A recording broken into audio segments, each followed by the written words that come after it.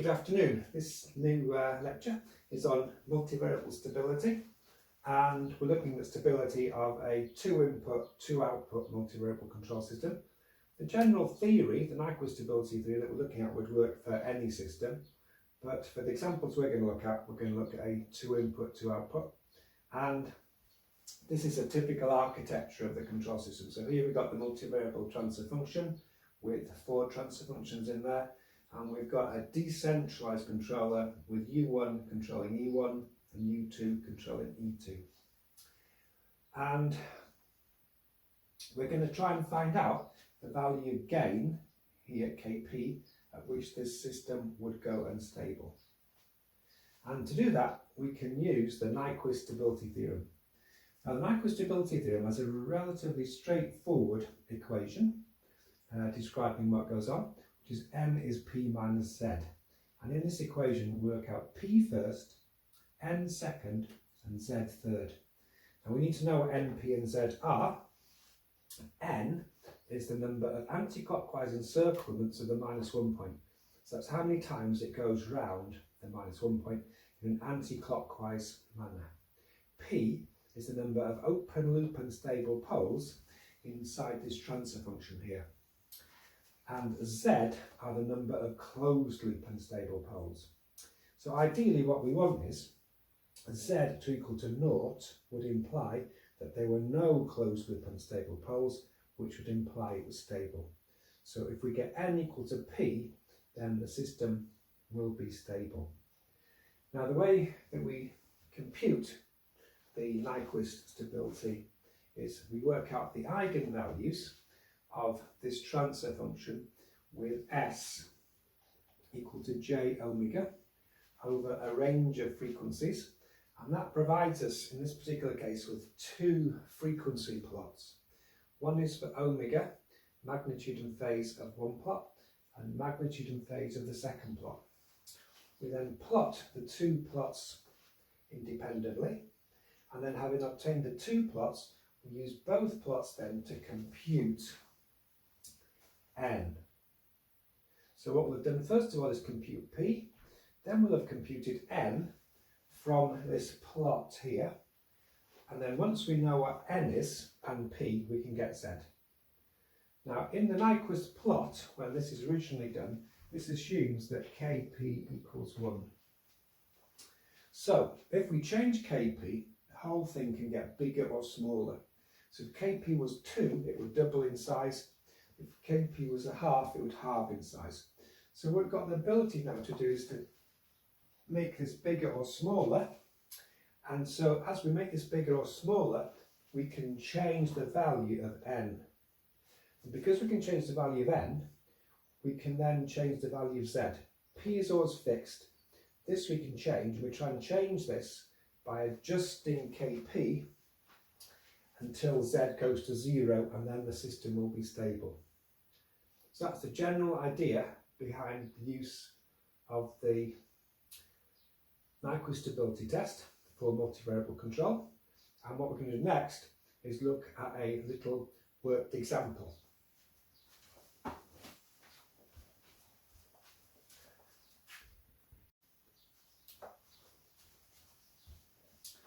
Okay, so here's our little example now.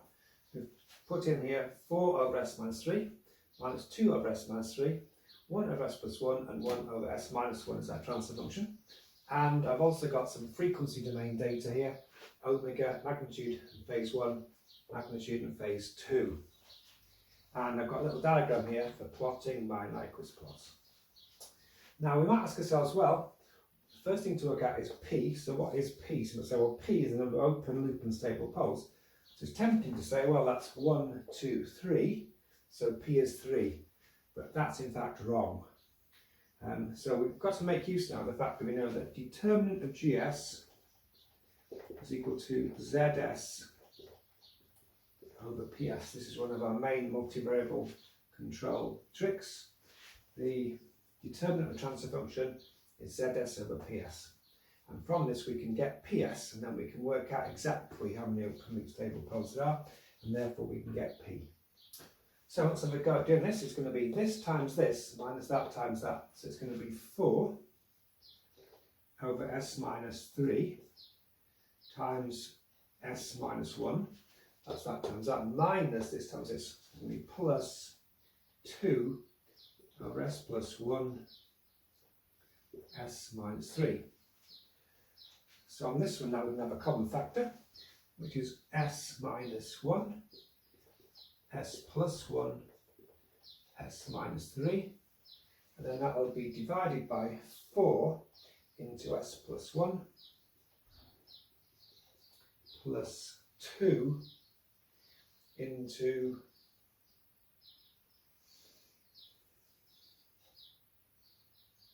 s plus 1.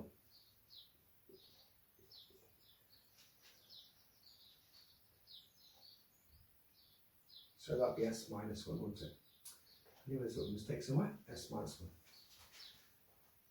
Now, so this represents the zeros and this represents the poles. So we can see in this particular case now that there are only 3 poles and 2 of them are in fact unstable. So from this we can conclude that P is in fact 2. So in this equation P is 2. So just put that there. P equals 2. So next thing we're going to do now is to go over to our data here and try and plot our data. So we've got a magnitude of 180 and a phase of 180 and a magnitude of 2. Now if we have a little protractor we can work out what 180 is. So if we use it upside down, that angle there would be 180. So if I put it here, measure all the way around 180, so it's down this way. So this is 180 down here, and the magnitude is 2, so it gives us a point there. Then, as we go down, it goes to minus 177, magnitude of 1.23, that's about there somewhere. And as we plot the points, we end up going around like this. And the direction on this is important, so we put the arrows in. It goes from low to high frequency. Once we've done that part, we can complete it with a mirror image about the real axis to give us the first part of the Nyquist plot.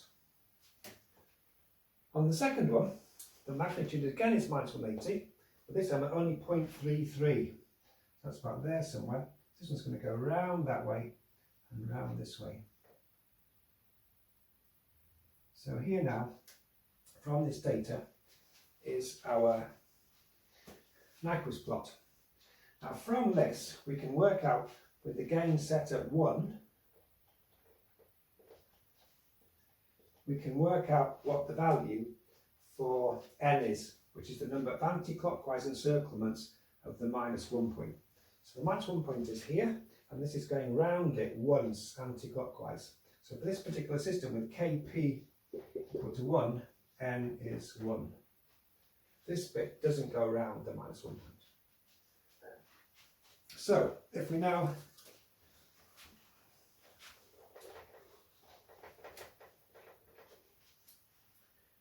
put our little equation, n is p minus z, we know in the first case that p is 2 and n is 1. So in this particular case z will have to be equal to 1, which means that there's 1 open loop unstable pole. So in this particular arrangement, with the Kp as 1, the system would be open loop unstable. We've got some options now. We can make the gain Kp bigger or smaller. If we make it smaller, then we can't adjust the value of n. But if we make it bigger, we possibly could. Now this point here is actually 0.33. So that's equal to 0.33 or minus, if you like. So if we make it 3 times bigger, this point here will go beyond the minus 1 point. So when that occurs, the minus 1 point, so if we choose Kp greater than 3, then the minus 1 point now becomes inside there. It's all got bigger. And now looking at it again now, P is still 2, but this time, this is 1 anti-clockwise encirclement, and this is a second anti-clockwise encirclement. So that means now that n is 2. So now we have 2 equals 2 minus z, which we can solve as z equals 0. Now because z is 0, it means there's no closed loop unstable poles, implying that if we chose Kp in here bigger than 3, then the system would be stable. So for instance, if we put in a 4 there and a 4 there, then that closed loop system would now be stable. If we chose it as both as 3, then the closed loop system would now be marginally stable. So 3 would be marginally stable, less than 3 unstable, bigger than 3 stable. So this gives you an idea now how to do the multivariable Nyquist stability test. Start off with your transfer function, work out the determinant, then get the number of closed loop, open loop, unstable poles, P. Then go to your data here and plot your Nyquist plots. Once you've plotted your Nyquist plots, you can then compute what n is.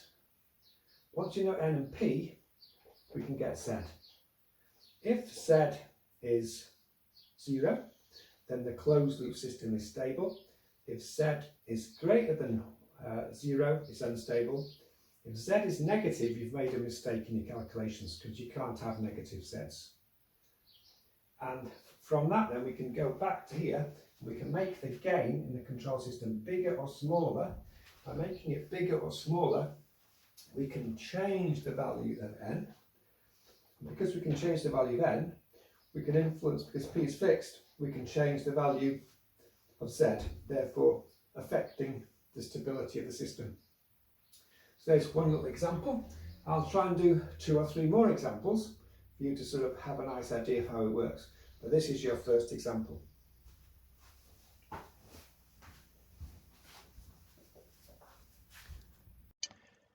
So here we have a Simulink simulation of our system that we just considered, and we've set the proportional gains on both loops as 1. Now, from our recollection of what went on, we would anticipate that if we ran this as a simulation, the system would be unstable. So if we run this now, here we're running it, and then we can look at the transient performance, and here we can see unstable performance here. Any graph that's running away like this is indicating a high degree of instability. We also know that if we had a gain of 3 in here, it would be marginally stable. Change that to 3 and change this one to 3, and then run this one now. We can now hopefully see that the system is marginally stable. So this time the outputs are increasing. They're not exponentially increasing, not exponentially decreasing, so they're just continuously increasing, indicating a marginal stable system. Finally, we can increase the controller gains beyond 3, so I'm going to choose 10 for both, and we know now if we choose beyond 3, the system will be stable. So if we run this again now, the run button, look at the outputs. This time we can see they've come up and they've leveled off along here, indicating that the system is stable. So just a recap, going back here, here's our multivariable system. It's under proportional control, 2 decentralized controllers, and we know that if the gain is set at 1, unstable, 3, marginally stable, bigger than 3, stable.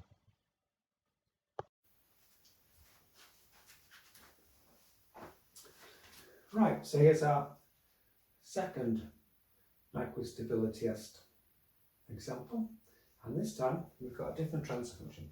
We've got 1 over s minus 1, 1 over s plus 3, 1 over s minus 1, 1 over s plus 1. And looking at this, you might say, well, the number of negative signs is 2, and therefore p is 2. But this is always uncertain in a multivariable system.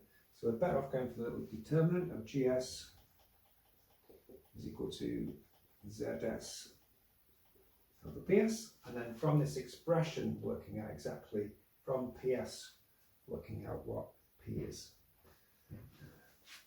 So we can do this by saying it's this times this. It's going to be 1 over S minus 1 times S plus 1 minus 1 over S plus 3 S minus 1. That's that times that, that times that. Then bring it under a common factor of S minus 1, S plus 1, S plus 3, and this is going to be S plus 3 minus S plus 1. So in this particular case, the S and the S cancel, so it's got no zeros, and it's got 3 poles, but only one with negative sign. So from this we can conclude that P equals 1. So that's our first thing to compute, and we know this time in this expression here that P has to be 1. So next thing to do is to work out what N is. So we can go to our data here. We've got phase of minus 180, magnitude of 0.8, which is about there somewhere. Then these points come round this way to give us a plot that looks like that. And it goes from low to high frequencies, and there's a mirror image of it as it comes round there. So that's our first point, and that point there is minus 0.8.